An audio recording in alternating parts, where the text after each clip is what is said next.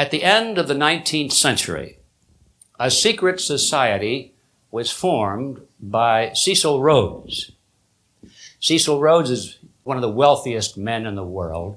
He was the head man in South Africa, the chancellor, I believe they called him. And while he was there, he was able to acquire control over all of the diamond deposits and the gold deposits of South Africa, all of the mineral reserves. And in that period of time, he amassed one of the greatest, if not the greatest, fortune in the world. When he died, none of that money went to his heirs. It went through a series of 7 wills to create a secret society. The purpose of the secret society was to create a structure that would literally control the world from behind the scenes in a fashion that the average man or woman would never see it or never suspect it even existed. The Rhodes Scholarship was just the tip of the iceberg that was created in one of the wills of Cecil Rhodes. And the purpose of the Rhodes Scholarship was to provide a funnel or a recruiting mechanism to find the most appropriate, the most likely individuals, young men and women, who could be recruited into this secret society. The goal of the secret organization originally was to expand the British Empire and the men who were behind it, to extend the British Empire to control the world, because Rhodes and his associates believed that the British had acquired the highest culture, the highest level of morality, according at least to his definitions of morality, and the highest standard of living, the most perfect language. He felt that the race was superior, and that for the benefit of the rest of the world, for their good, it was their responsibility to rule the world. Now, this evolved not too long after the organization was put into motion. It changed. The goal changed. World domination didn't change. Control from behind the scenes by a very small elect group didn't change. But what did change is that the focal point for this was no longer the British or the England, but it was to be a new world order, international in scope, and to be housed through an international organization of some kind. And now, of course, the center of all of this, instead of being in England, is focused primarily in New York. Now, the method by which this secret organization was to accomplish this incredible goal was not to be visible and not to go forth and influence the people directly. People weren't even supposed to suspect that such a thing was going on. They weren't to be in the news at all. The way this was to be done was indirectly, through the power centers of society, as they're called. They realized that human beings have a herd instinct. We clump together, most of us. We congregate into villages and cities, and beyond that, we come together in organizations. We have leaders. They had this all figured out. They said, therefore, the way for us to lead the masses is not directly one-on-one, but what we must do is control the leadership of the organizations to which people belong. So with just 1% or 0.1% of the population, we can control the entire population by controlling the power centers of society. That was their strategy from the beginning, and it is their strategy today. It is an extremely effective strategy.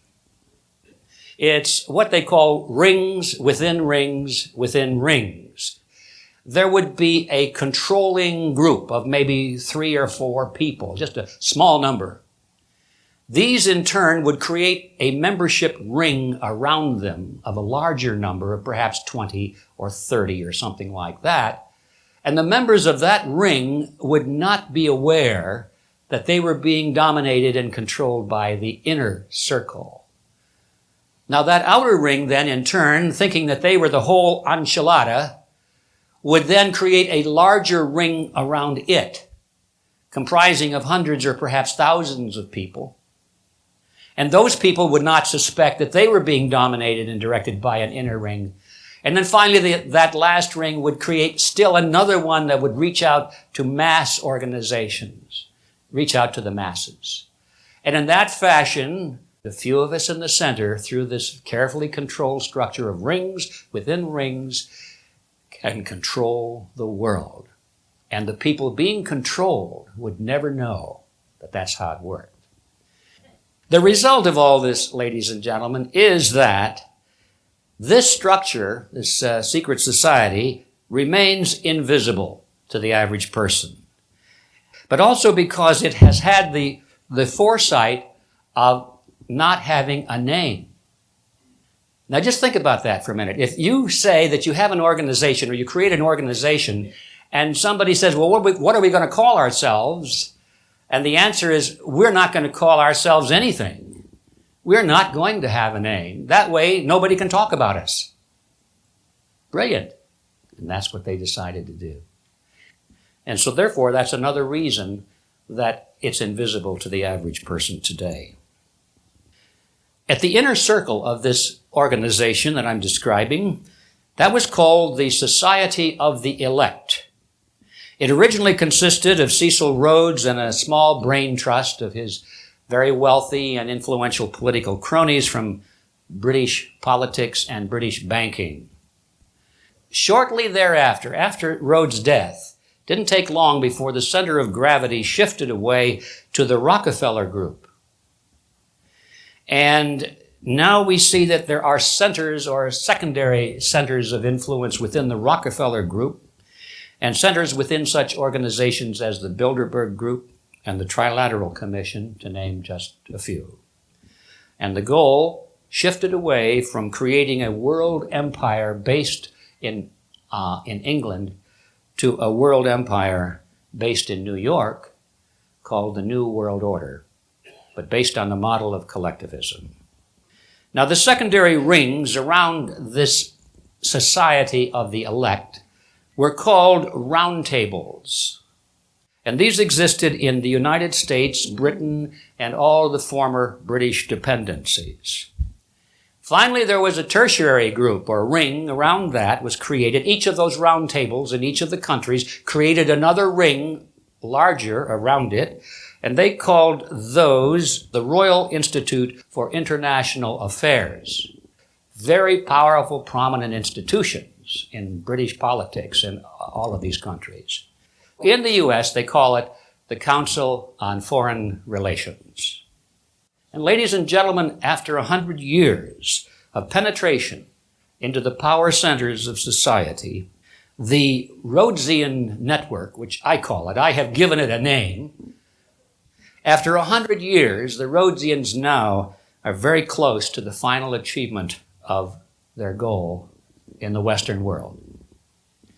I add the phrase in the Western world because we must not lose sight of the fact when we're looking at this group that there is another group out there which is just as dangerous, just as secret, just as cunning as the Rhodesians. And they, by the way, took a clue from the Rhodesians and they got rid of their name a few years ago.